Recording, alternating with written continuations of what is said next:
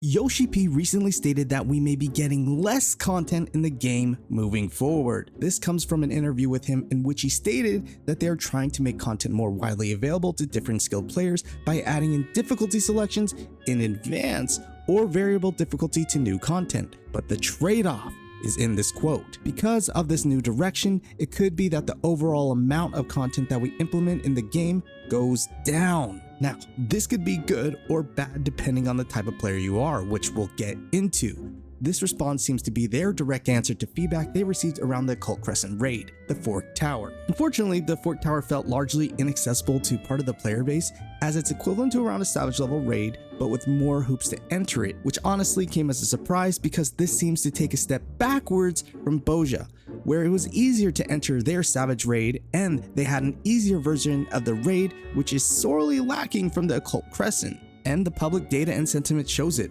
where engagement in this content has been lower than average. So getting back to Yoshi P's statement, the trade-off for more difficulty options is less content developed. Essentially, what this means is that Square Enix have hit their limit on the budget they are willing to allocate to Final Fantasy XIV, because they could do both. They could add more difficulty options while keeping the same pace of content through hiring more developers.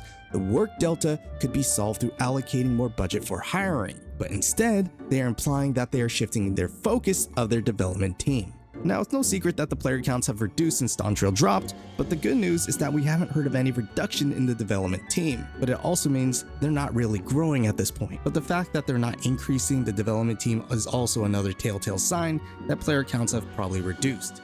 Now, back to what this means for you. In general cases, based on the type of player you are, this change can positively or negatively affect your experience. So the way content is currently released, patches usually introduce one major piece of content, and if the content is on the more hardcore side, well, as a casual player, you could be going months without new content. And so ultimately, this change benefits the more casual player. This change likely equates to a net even or an increase in the content you are getting, because more content will be accessible to you at a regular release cadence. Now, on the other hand, for more experienced players, this is a straight decrease in the content you are getting. And that's it. Is it wrong for developers to be focusing more on the casual audience versus the hardcore audience? Well, Square Enix thinks it's the correct business decision, but there's another issue at hand that hasn't been addressed. Even if they create more accessible content, the content they release may still miss the mark for players. Just because something gets released, it doesn't mean it's necessarily a great value added to the entire game.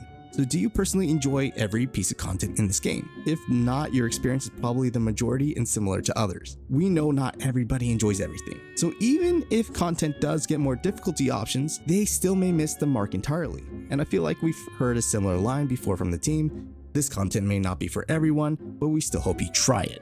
But with them changing difficulty, they are likely referring to a lot of combat content, and Square Enix is banking on their strengths that their combat content will be worth playing. Now, I would like to provide one proven method on a way to help mitigate this risk, which could also enhance their current direction. So largely, Square Enix's current model for content releasing is keeping it very tight to their chest, releasing very small bits of information here and there to hype up the player base. For example, they announced the Occult Crescent early on, but didn't give too many details along the development cycle, only to dump a large amount of info as it's about to release. They do this a lot, where they only release information when they are late into their development cycle. And this is a fair strategy. It adds surprises for players to explore, but surprises are a one-time experience. A good experience in an MMO can last the game's lifespan.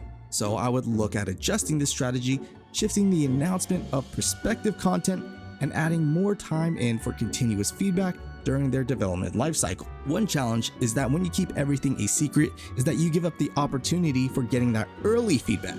So before even committing resources, announcing prospective content you are considering does two things.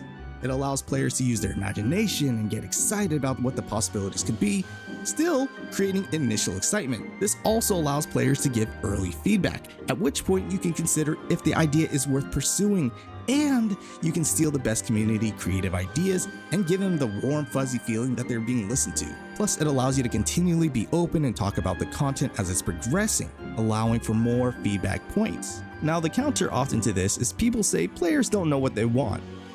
sort of like vanilla World of Warcraft. And the reason I said this method is proven earlier is because this is the old school RuneScape model, which I believe has a actual world-class community and content feedback system in place, and probably is best in genre. So if I was the FF team, just know that there's more MMOs out there than just World of Warcraft to draw inspiration from. And at the end of the day, I hope this discussion gave you something to consider as I tried to tackle this issue with a more of a business angle, which should be a little bit different than how most conversations go about this topic.